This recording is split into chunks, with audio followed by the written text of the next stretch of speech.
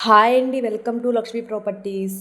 ఈరోజు మీకోసం ఒక మంచి ప్రాపర్టీని అమ్మకానికి తీసుకొచ్చాను. ఇప్పుడు ఈ ల్యాండ్‌కి సంబంధించిన విషయాలు మాట్లాడుకుందాము. దానికంటే ముందుగా వీడియోని ఎక్కడ స్కిప్ చేయకుండా లాస్ట్ వరకు చూడండి. కొత్తగా ఎవరైనా మన ఛానల్‌ని చూస్తుంటే సబ్స్క్రైబ్ చేసుకోండి.